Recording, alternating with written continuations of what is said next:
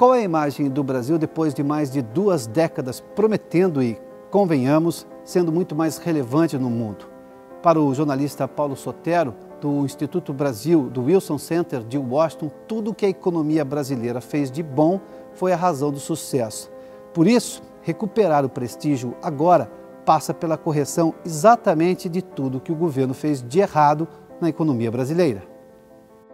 Paulo, desde os anos 90, o Brasil, se não protagonismo, teve uma elevação na sua importância ao redor do mundo, de importância do país.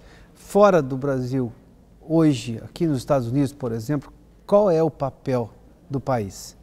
Olha, enfim, há uma perplexidade em relação ao Brasil hoje, eu diria.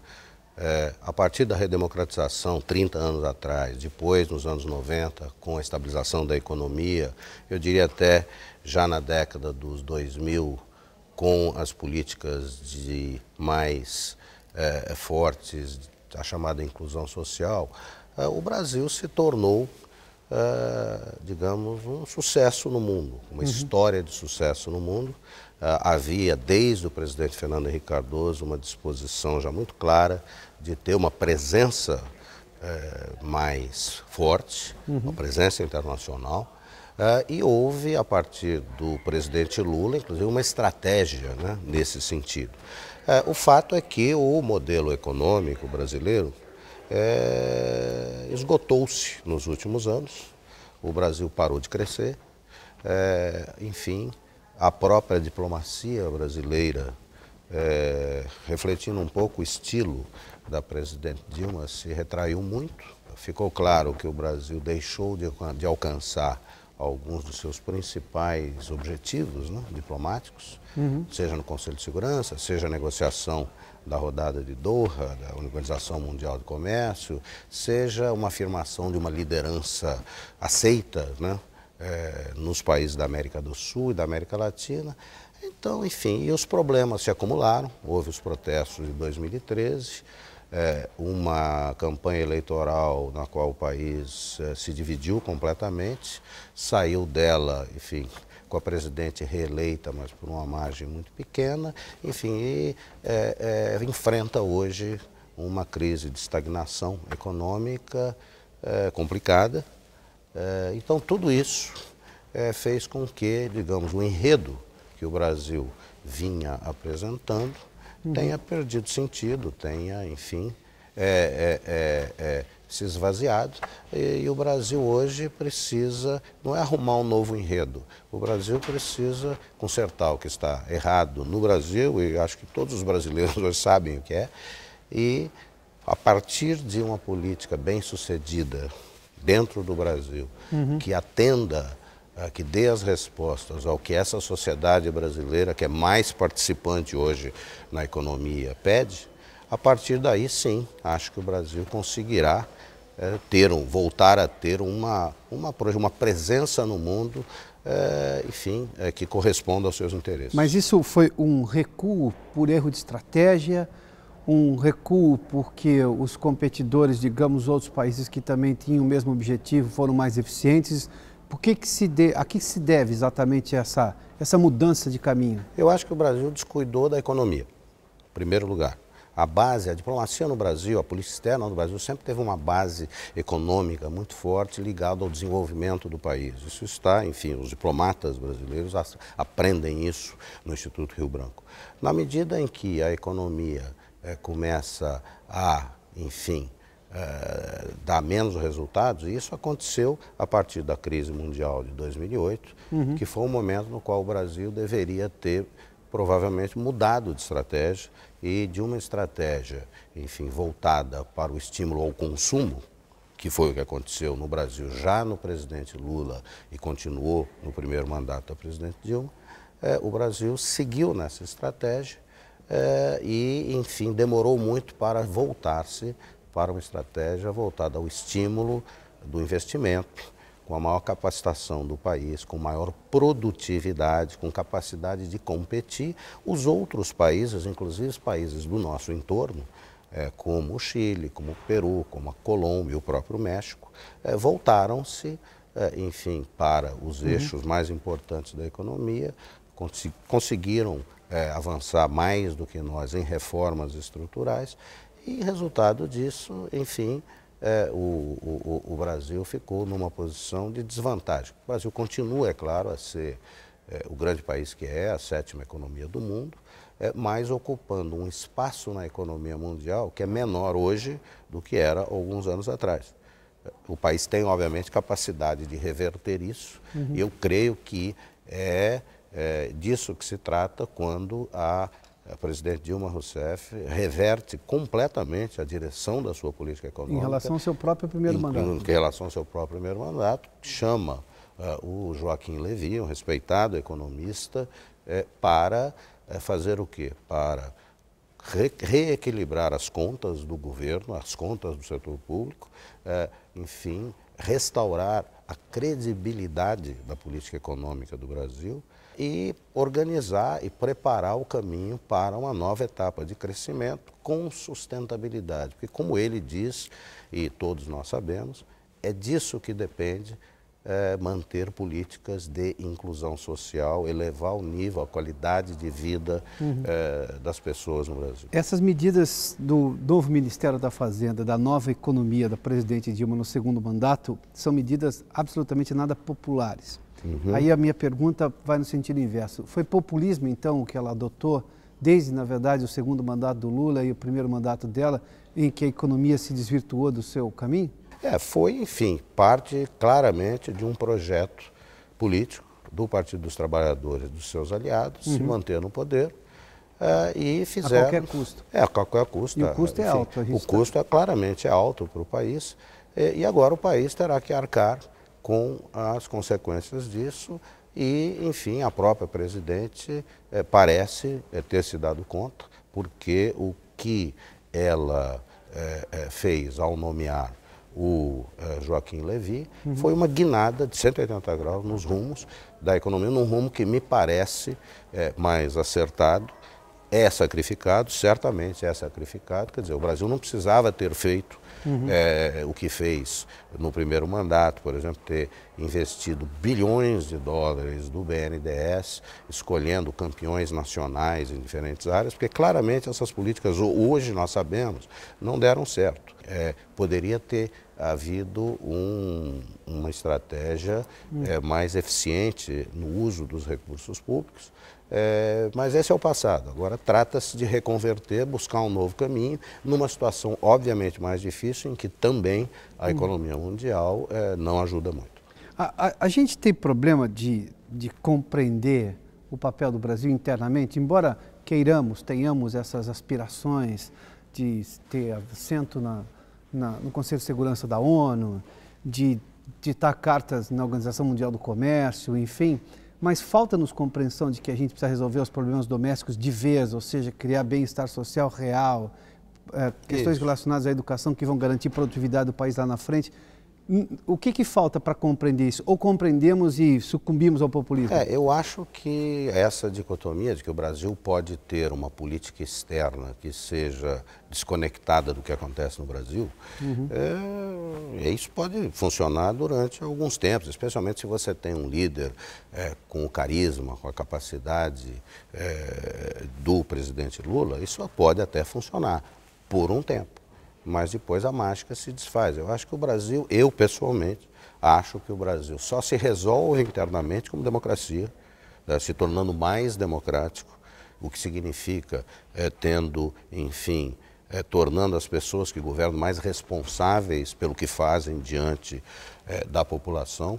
Acho que, inclusive, isso está acontecendo, apesar de todas as más notícias, e mesmo uma grande má notícia que o Brasil vive hoje, que é o escândalo da Petrobras, mostra, por outro lado, que o Brasil adquiriu, em 30 anos de democracia, instituições como o Ministério Público, como a Polícia Federal, que são fortes o suficiente para investigar essas coisas. Eu acho que isso é um mérito da sociedade brasileira, eu acho que essa é a boa notícia, dentro da péssima notícia que é o Petrolão, é uma boa notícia para o país, porque, enfim, nós temos aí um grupo de brasileiros, servidores públicos, dedicados ao país e que estão levando, eles estão exibindo tudo isso ao país e isso está sendo processado em dentro do primado da lei. Eu acho que é muito importante que ocorra e eu acho porque o Brasil só se resolverá os seus problemas se os resolver dentro desse marco, que é o marco da democracia,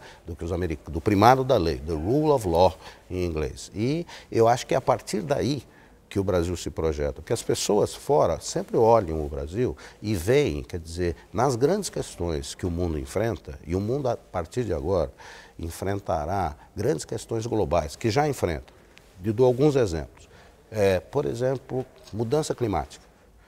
Não há uma discussão séria, uma discussão boa, se o Brasil não estiver sentado e participando seriamente. Por quê? Porque mudança. O Brasil é o dono da maior reserva florestal do mundo. É um país que tem... É necessária a presença do Brasil? Não, o Brasil é necessário em mudança climática, contribui muito potencialmente em segurança alimentar. O Brasil é uma das nações que mais produz comida no mundo. Há projeções de que caberá ao Brasil suprir entre 30% e 40% das necessidades adicionais de alimentos no mundo para atender essa população que vem aí. A população do mundo hoje é de 7 bilhões, deve chegar em 2050 a 9 bilhões. A presença do Brasil aí como um supridor, fornecedor de alimentos é central. Então o Brasil, claro que tem um lugar à mesa. Em segurança energética, a diversidade de fontes energéticas que o Brasil tem é impressionante, o que torna ainda mais surpreendente o fato de o Brasil hoje estar com crise energética. Porque o Brasil é o país que tem condição de resolver isso, se fizer, se administrar crise de bem. Água e crise energética. Isso. Curiosamente, as duas grandes potencialidades brasileiras. Isso. E por quê? Porque faltou administração, faltou política para isso, e não é de um partido. Eu acho que aí os políticos brasileiros poderiam todos dar-se as mãos e assumir a responsabilidade, porque é uma responsabilidade coletiva. Agora, qual é o papel exatamente da sociedade nesse processo? De sociedade organizada, ou seja, de entidades empresariais, de entidades de trabalhadores, na hora de discutir o país e de propor mudança? Não esperar apenas que Brasília decida tudo e você impor uma mudança. Olha, essa passividade a que você refere da sociedade chamada organizada, das associações empresariais, isso reflete o fato de que, enfim, esses canais, de alguma forma, respondem às necessidades dessas associações. E que elas reclamam, que elas querem mudar, mas será que elas querem mudar? Porque elas têm seus canais de comunicação. A pergunta é, será que elas querem mudar? Será que Chegamos elas querem mudar? Eu não sei. Eu acho melhor que elas considerem seriamente essa pergunta, porque a forma como nós temos nos governado, agora mesmo, nesses últimos 30 anos, em democracia, que foi conquistada no Brasil, eu acho que chegou a um ponto de exaustão. Quer dizer, o Brasil ou muda ou vai continuar nesta mediocridade de crescimento baixo, não respondendo ao que precisa responder, que é a demanda das pessoas por mais educação, por mais saúde, por mais transporte de qualidade, por enfim, no fundo, por mais oportunidades para si, para os seus filhos, para as futuras gerações. E isso, enfim, os líderes das associações empresariais e das demais associações e dos partidos políticos, é melhor que eles olhem isso de forma séria, porque a pressão da sociedade, das pessoas, eu acho que não diminuirá no Brasil. Eu não creio que exista ameaça à democracia no Brasil, portanto a pressão continuará. Eu acho que as pessoas... Até porque é um apreço pela democracia. Ninguém sério, ou a maioria, sugeriu qualquer outra coisa que não a democracia. A democracia no Brasil, depois de todos esses anos, tornou-se uma finalidade em si mesma, o que é muito bom. Agora, há que fazer com que ela produza os resultados necessários para a população, que ainda é uma população bastante pobre, apesar dos progressos. É um país muito injusto, ainda muito desigual, apesar dos progressos. E eu acho que, enfim, todos ali, os diferentes grupos de representação da sociedade, têm que engajar seriamente numa discussão para começar a fazer mudanças. Eu, pessoalmente, acho que o Brasil tem que se arejar. O Brasil tem que se abrir mais para o mundo. O Brasil não vai se resolver sem se abrir mais para o mundo, porque é só se abrindo para o mundo, sendo que o Brasil vai se tornar mais competitivo. Somos fechados demais? Somos uma das economias mais fechadas do planeta, mas no mundo capitalista. Mas a gente não se imagina assim, se eu disser hoje no Brasil que somos fechados, alguém vai dizer, não, não, tem abertos. mais voos para os Estados Unidos, mais voos para a Europa, né? As pessoas, não é fechadas. Tem uma camada da população que tem acesso à economia competitiva do mundo porque vem aqui para os Estados Unidos e vai à Europa e vai para os outros lugares e compra as coisas. Agora, a economia brasileira, o grau de interação da economia brasileira com o mundo ainda é baixo. Por isso, em parte, que a economia brasileira perde competitividade. Na medida que ela não está exposta à competição, ela vai se acomodando, vai perdendo competitividade e os índices todos mostram isso. Há que reverter e eu tenho a impressão que isso é o corolário desta política econômica, de reorientação de política econômica que está sendo agora introduzida no Brasil, terá que levar a isso. Enfim, uma maior participação do setor privado, de um setor privado que seja menos dependente do dinheiro público, até porque o setor público está cada vez mais limitado nos seus recursos, e de um país mais conectado com o mundo. Eu creio que eu vou ao Brasil com muita frequência, eu acho que é isso que as pessoas no Brasil querem. Que se nós tivermos a capacidade de mobilizar, você mobiliza isso com educação, com sistemas de produção, de distribuição, mais contemporâneos do mundo e com, obviamente, o que é essencial e nós estamos vendo agora na investigação desses escândalos recentes, o primado da lei, que é a base da democracia. Agora, por que o Brasil sempre tem que dar uma passada em Brasília? Por que as coisas não acontecem como, por exemplo, não se vê, nem tudo passa por Washington nos Estados Unidos. Claro, política externa passa por Washington, óbvio. Questão de defesa nacional passa por Washington. Mas não se passa, o empreendedorismo não tem que passar por Washington toda hora. Por que no Brasil não é assim? Aí se você faz essa comparação, aí o desenvolvimento histórico dos dois países é completamente diferente, tá? Quer dizer... E onde podemos melhorar nisso rapidamente? Dá para diminuir a dependência de Brasília?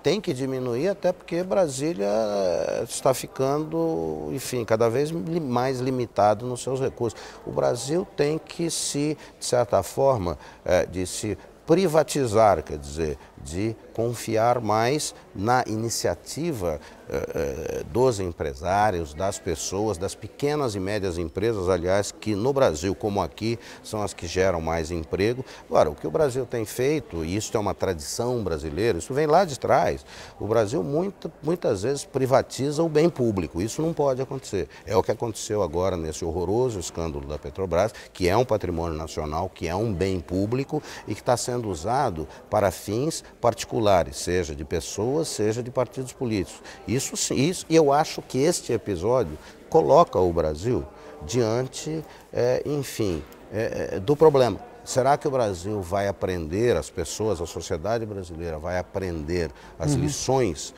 desse petrolão e vai tirar as conclusões certas disso? Eu creio que sim, eu acho que o Brasil costuma fazer isso. O Brasil, nós, por exemplo, qual é hoje a empresa da qual os brasileiros se orgulham no mundo? Eu tenho a impressão que é a Embraer. Era uma empresa estatal. Hoje é uma empresa que está no mundo inteiro, é a terceira maior empresa de produção de aviões no mundo. Aqui de Washington, se você sair num voo de 2 horas de duração, 40%, 50% das vezes você vai estar voando numa aeronave fabricada em São José dos Campos.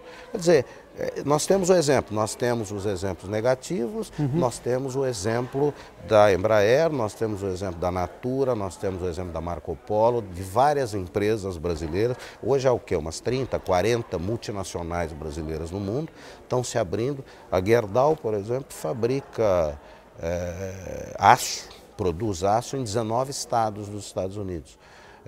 Enfim, a capacidade do Brasil, colocado num ambiente em que você pode produzir, em que você não tem que, enfim, pagar, onde a carga tributária é mais razoável, ou é mais, a cobrança de impostos é mais eficiente e, enfim, é algo que não inibe os negócios. os empresários brasileiros se dão muito bem. Outra coisa, por exemplo, se você for a Cambridge, em Massachusetts, tem vários centros de inovação no mundo, a quantidade de cientistas brasileiros que se tornam empreendedores está crescendo. Por quê? Porque eles são bons, eles são bem formados. Agora, no Brasil, eles não encontram um ambiente para empreender. O que eles fazem? Eles vão empreender onde eles são bem-vindos. O que nos falta é organizar o sistema econômico para que essas pessoas que detêm o conhecimento e que sabem criar conhecimento, desenvolver conhecimento novo, aplique esse conhecimento em produtos, em processos que tenham, enfim, apelo comercial. Foi assim que surgiu o iPhone, é assim que surgiu o PC, é assim que surgiu todas essas coisas que nós usamos hoje, porque é a junção do conhecimento, da tecnologia, com a sua aplicação em coisas que, enfim, sejam comercializáveis. E eu acho que o Brasil tem plena capacidade de fazer isso.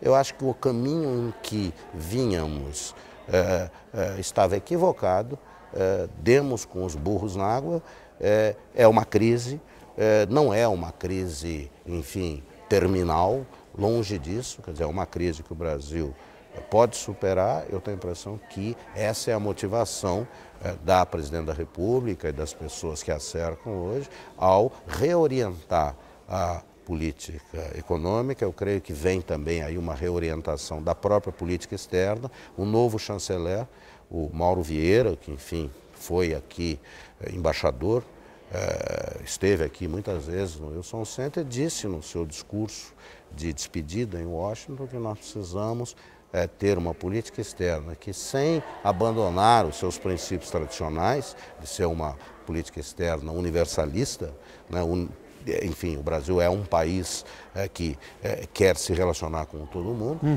tem que ser uma política externa com objetivos que produza resultados mensuráveis. E eu acho que isso é também uma indicação de que nós estamos num processo de revisão. Uma dessas revisões é a própria relação com os Estados Unidos, que, a julgar pelas informações, por declarações da presidente Dilma Rousseff e de todos os seus assessores, volta a ser uma prioridade importante. Por quê? Por uma razão muito simples. Os Estados Unidos, primeiro, é o país com o qual os brasileiros querem se relacionar. A quantidade de visitantes brasileiros aos Estados Unidos mostra isso. Segundo, isso é uma decisão da sociedade. Isso é uma decisão da sociedade. E a sociedade decide o tempo todo. Que o Estado vai ter que entender. Entendeu? E a outra coisa é que, enfim, os Estados Unidos é o país que mais compra produto manufaturado brasileiro. Ou seja, produto de maior valor agregado. Eu creio que, enfim, pode haver lá, numa parte da política brasileira, um preconceito ideológico contra os Estados Unidos. Enfim, se quisermos continuar com isso, sigam em frente, vão dar com os burros na água. A China, que é um país governado por uma economia de comando do Partido Comunista, não tem esse preconceito contra os Estados Unidos. Eles negociam com os Estados Unidos. Eles são pragmáticos. Eles são pragmáticos. Falta-nos pragmatismo? Eu acho que falta. Às vezes o pragmatismo que existe no Brasil, às vezes é orientado para o que não deveria ser orientado, que é, enfim, a lei do Gerson, né? É preciso levar vantagem em tudo. Não, é preciso governar o país, e aí não é só o governo, aí você tem toda a razão. Aí são os cidadãos organizados em associações que precisam levar o país a sério, acreditar que o país pode superar os seus problemas. Eu creio que é o que motiva esses jovens promotores que estão hoje fazendo as investigações do Mensalão. Eu acho que é o que motiva uma boa parte do judiciário e uma boa parte dos empresários, que deve estar cansado de ter que pagar propina. Entendeu? Há uma forma mais eficiente, mais inteligente e mais, enfim, louvável de fazer as coisas. Deixa eu entrar por esse ponto aí. Me parece que a motivação do promotor, do Ministério Público, quando denuncia, ou da Polícia Federal, é que ali tem um interesse do Estado coletivo, do país, acima de qualquer coisa.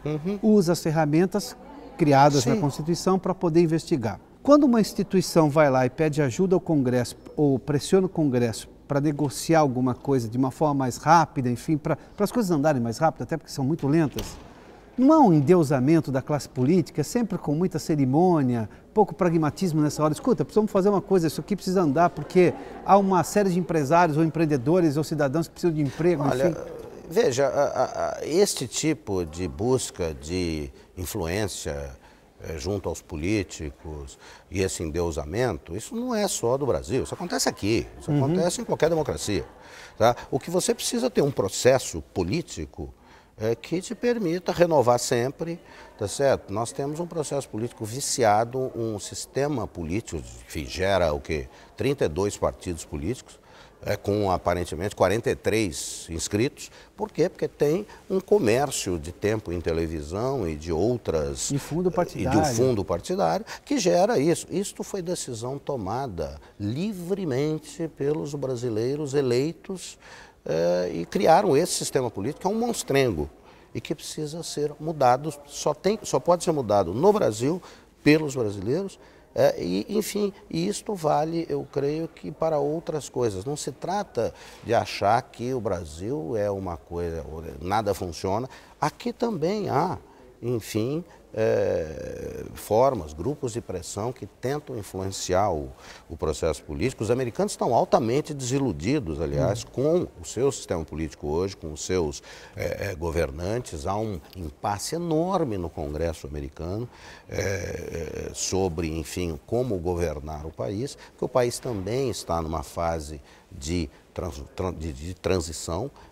Os Estados Unidos continuam a ser o país mais rico, mais importante do mundo, mas estão perdendo importância relativa e precisam se recolocar num mundo, enfim, onde hoje as tecnologias igualam muito a competição, né? Eu acho que não há que, enfim, jogar a toalha e dizer que no Brasil sempre foi assim, sempre será assim. Nós temos uma tradição no Brasil em que é da nossa história. O Estado, no Brasil, construiu a nação. Nos Estados Unidos é o oposto. A nação construiu o Estado. Agora, isso não quer dizer que o Brasil esteja condenado a ser sempre esse país com essa mentalidade estatista que tem, né? Esse capitalismo de Estado que, enfim, ao longo da história do Brasil, no século XX, é muito isso, né? E há que, enfim, avançar, há que superar os problemas. Eu acho que nós temos a capacidade de fazer isso. Agora, precisa querer fazer. E eu acho que o que vai fazer o Brasil se convencer de que é preciso mudar são as crises que estão aí. A crise, e uma que eu acho, enfim, impressionante, é essa crise do abastecimento de água potável e de energia. O Brasil é o país que tem uma das maiores reservas de água doce do mundo, é um dos países que tem as maiores reservas e as mais diversificadas fontes de energia do mundo. E se está enfrentando essa situação, não é porque o tempo não ajudou e você precisa acreditar que Deus é brasileiro. É porque administrou mal. O Brasil perdeu nessas últimas décadas capacidade de gerenciar as coisas e precisa recuperar isso. Tem gente, tem as escolas que formam essas pessoas. O que é preciso é trabalhar e enfrentar com coragem essa realidade. Eu acho que a crise, eu sempre digo às pessoas aqui, a crise colocou o Brasil, esta crise, esta exaustão econômica, essa divisão política interna, colocou o país numa espécie de purgatório, entendeu? Eu acho que se nós usarmos bem o purgatório, nós sairemos bem dele e o país voltará a ter, enfim, uma perspectiva muito positiva. O Brasil foi, durante muitos períodos no último século, o país de maior crescimento no mundo. O Brasil pode ser esse país. Eu acho que a população brasileira quer que isto aconteça. Apesar dos pesares, com todos os problemas, eu acho que o nível médio de educação está melhorando, muito devagar, mais devagar do que deveria, mas está. O primado da lei está, enfim, sendo afirmado no Brasil, mais do que antes. A expectativa das pessoas hoje, me parece, é que, que as coisas não acabem mais em pizza.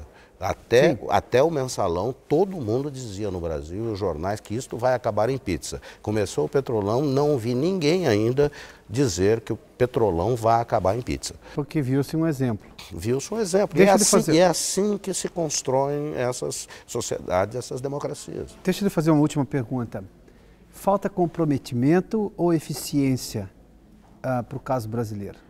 Eu acho que ou as duas coisas? Eu acho que faltam as duas coisas, entende? Falta uma sociedade mais arejada. Comprometimento é desejo de fazer e eficiência é fazer melhor ou estudar para fazer melhor. Eu acho que... Tanto no poder público quanto no setor privado? Falta dos dois e falta sobretudo uma coisa, e aí é um problema, e não é um problema só do Brasil não, tá? Falta liderança. Sim. O Brasil precisa voltar a formar líderes de melhor qualidade. O Brasil formou muitos líderes de boa qualidade e eu acho que hoje vive, aliás, não é só o Brasil não, vários países vivem esse problema hoje e precisa investir nisso, investir nas pessoas que estão aí emergindo. E o Brasil tem quadros, o Brasil tem gente que, enfim, tem capacidade de fazer, imaginar políticas, executar políticas que melhorem, enfim, a vida das pessoas. Repito, o Brasil decidiu ser uma democracia, que distribui renda, esta é a base da Constituição de 88, ou seja, ser mais justo, porque tem um problema de injustiça social histórico muito grande, e o Brasil está caminhando. Quer dizer, se você olhar o Brasil como uma fotografia hoje, você pode até ficar desiludido. Agora, se você olhar o Brasil como vídeo, e for ver onde estávamos, onde estamos, e potencialmente para onde estamos indo, numa perspectiva mais positiva, eu acho que você encontrará motivos para querer se engajar mais, participar mais e exigir as mudanças. Eu acho que isso no Brasil, isso é uma possibilidade real e eu não tenho, enfim, não sou do time que vê o copo metade vazio. Eu acho que o copo está metade cheio. Enchendo. O Brasil é um país que tem condições únicas no mundo, por ser um país de dimensões continentais, com riquezas naturais imensas, um país hoje, inclusive, com população que está se estabilizando. Quer dizer, o Brasil tem aí 20, 25 anos pela frente, em que se melhorar a qualidade da sua população, se faz com educação, se melhorar a qualidade da sua infraestrutura e se, enfim, rever o seu sistema de governo e se tornar mais eficiente, é o país que poderá, enfim, ser o país que eu acho que as pessoas no resto do mundo acham que o Brasil pode ser. Talvez hoje no Brasil a gente tenha perdido um pouco essa confiança, mas você conversa com as pessoas de outros países, eu faço muito, e as pessoas olham o Brasil, veem, enfim, as pessoas que se informam minimamente sobre o Brasil olham com admiração, com esperança. E outra coisa, o Brasil é um país, se tem uma presença bem pensada no mundo, sem arrogâncias, sem protagonismos excessivos, mas enfim, um país que pensa a sua inserção no mundo a partir da realização dos seus interesses reais, é um país que tem muito a contribuir. Eu diria mesmo que o Brasil, ao se melhorar, melhora o mundo. Paulo, muito obrigado.